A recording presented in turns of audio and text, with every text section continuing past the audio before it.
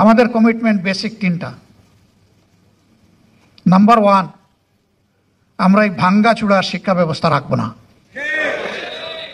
এখানে প্রথম ফোকাস, আমাদের ফার্স্ট অ্যাটেনশন।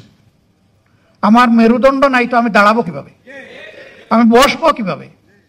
মেরুদণ্ড ছাড়া তো শুইতেই পারবো না, আমি তো একটা ফুটবল হয়ে যাব। প্রথমে মেরুদণ্ডেই চিকিৎসার জন্য হাত দিতে হবে। এখন কেউ যেন আবার অপপ্রচার না করে যে উন্নয়নের শিক্ষা বাদ দিয়ে এখন শুধু হাদিস কোরআনের শিক্ষা দেওয়া হবে।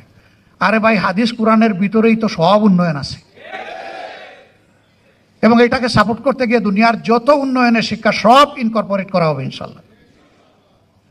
আমরা শুধু যে শিক্ষা মানুষের মধ্যে অনৈতিকতা সৃষ্টি করে, মানুষকে করাপ্ট বানায়, মানুষকে একটা ইতর প্রাণী বানায়, আমরা ওই শিক্ষা দেব না। মানুষকে যে শিক্ষা মানুষ বানায়, যে শিক্ষা প্রত্যেকটা মানুষকে সম্মান করতে শেখায়, মর্যাদা দিতে শেখায়, আমরা ইনশাল্লাহ সেই শিক্ষাটাই আমাদের ছেলে মেয়েদের হাতে তুলে দেব। এবং এই শিক্ষার সাথে সর্বোচ্চ বৈষয়িক উৎকর্ষের শিক্ষাটাও থাকবে।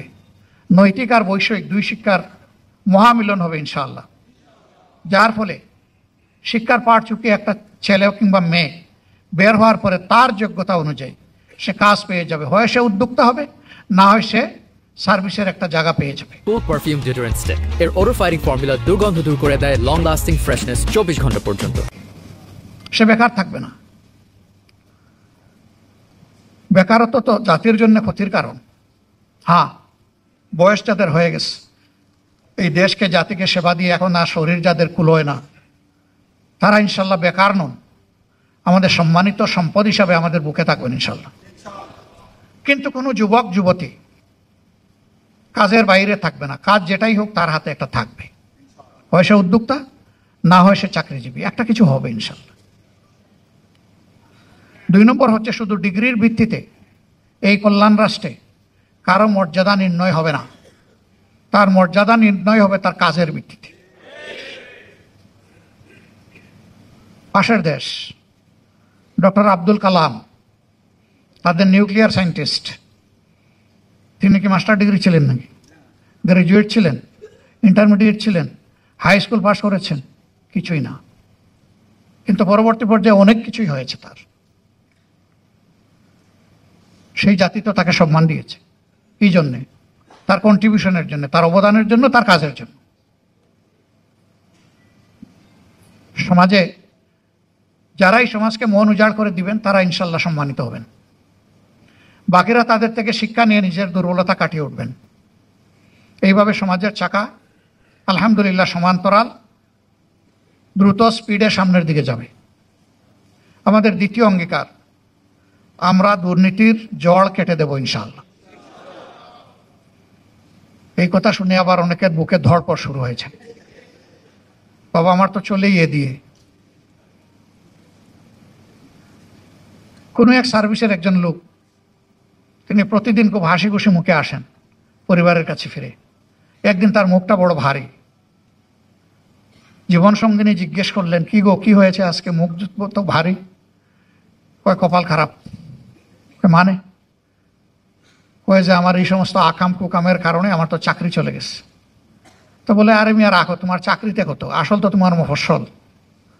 বলে গো সখী, চাকরিও নাই মফস্বলও নাই। চাকরি চলে গেলে আর মফস্বল থাকে না। সম্মানিত ভাইয়েরা, এরকম যারা মফস্বল নির্ভরশীল, মফস্বল বলতে আমি কি বুঝাতে চেয়েছি নিশ্চয়ই আপনারা বোঝেন, তারা চিন্তায় পড়ার কোনো কারণ নেই। তো কেন চিন্তা করবেন? ওই যে বললাম না, অবৈধ সম্পদ কোথায় লুকাবে তাই নিয়ে বড় পেরেশান। সুস্থ মানুষটির হয় ডায়াবেটিস, হাজার জাতের মেটাবলিক ডিসঅর্ডার হয়, তার রাতের ঘুম হয় না, কোনো ঔষধে কাজ হয় না, ছটফট করে, অশান্তি। ওই যে অবৈধ সম্পদ, কিভাবে এটা বুক করবে আর কিভাবে এটাকে প্রোটেক্ট করবে? না, সেদিন এটার আর কোনো ভয় থাকবে না। আপনি যা পাবেন তাই দিয়ে সম্মানজনকভাবে আপনি চলবেন। তবে এটাও তো ঠিক যে আপনি আপনার জায়গায় ঘুষ খান, কিন্তু এই সমাজে আরো 20টা 100টা জায়গায় আপনাকে যেতে হয়, ওই জায়গাগুলোতে আপনাকেও ঘুষ দিতে হয়। তো আপনি খাবেনও না, দিবেনও না, অ্যাকাউন্ট আপনার ঠিক থাকবে ইনশাল্লাহ। এর সাথে আপনি মর্যাদা পাবেন। হ্যাঁ, এটাও দেখতে হবে যে সার্ভিসের ডেপথ এবং ওয়েট যত, সেই সার্ভিসে তাকে বেতন কাঠামোটা সেইভাবে সমন্বয় করতে হবে। মনে করেন পুলিশ 24 ঘন্টা ডিউটি, কখন দাগ পড়ে ঠিক নাই, অস্ত্র হাতে আছে, আবার তার প্রতিপক্ষের হাতে অস্ত্র আছে, তাকে কিন্তু জীবনের ঝুঁকি নিয়ে এই দায়িত্ব পালন করতে হয়। কিন্তু তাকে যদি ফকিরের ভিক্ষা বেতন দেওয়া হয়, তাহলে সেই ঝুঁকি নিতে যাবে কেন? তাকে তো সম্মানিত করতে হবে। এটা করা হয় না বলেই এই সমাজে আজকে কোনো শান্তি নাই। কারণ বেড়াই তো সব দান খেয়ে ফেলছে, প্রোটেক্ট করবে খেয়ে। আর এ রোগ এমন যে এটা ছোঁয়াছুঁয়ে রোগ, একজনের কাছ থেকে আরেকজনের মাঝে প্রপাগেট করে। এটা যদি উপড়ে ফেলা হয়, এখন বাংলাদেশের যে জিডিপি আলহামদুলিল্লাহ জাম দিয়ে এটা মিনিমাম ডাবল হবে। এরপরে এর বেনিফিট সারা জাতি পাবে। নগাঁও থেকে একটা ট্রাক 3 টনি ট্রাকে কারওয়ান বাজারে সবজি নিয়ে আসতে আর 2750 টাকা ঘুষ দিতে হবে না। গতকালকের পত্রিকায় আমার মতো আপনারাও দেখেছেন বিভিন্ন জায়গায় কি পরিমাণ ঘুষ দিতে হয়, কাদেরকে দিতে হয় সেইটা ওখানে বর্ণনা করা হয়েছে। তবে সৎসাহসের অভাব ছিল। রাজনৈতিক এরা কারা, এদের পরিচয়টা বলা হয়নি, ওটা বলে দেওয়া দরকার ছিল। আমি হলে আমার নামও বলে দেন, অসুবিধা কি? জাতি জানুক কে সে, তাহলে এই দুর্বৃত্তরা অন্তত ভয় পেত। কিন্তু ওই রকম ইনডিরেক্ট রিপোর্টে ভাই বড় কোনো কাজ হয় না। মিডিয়ার ব্যক্তিরা এখানে আছেন, আমি বলবো আসল জায়গায় হাত দেন আপনারা। সাদাকে স্পষ্ট করে সাদাই বলবেন, কালোকে কালো বলবেন। সেই কালো আমি হলে আমাকেও ছাড় দেবেন না। তাহলেই মিডিয়ার যে স্লোগান, যে মিডিয়া হচ্ছে জাতির দর্পণ, ইয়েস, এটা ফুলফিল হবে। আর সাংবাদিক হচ্ছেন জাতির বিবেক। এই দুই জিনিস সোনায় সোহাগায় সমন্বয় হয়ে যাবে ইনশাল্লাহ। আমি জানি অনেক অবৈধ চাপ আপনাদেরকেও বিব্রত করে।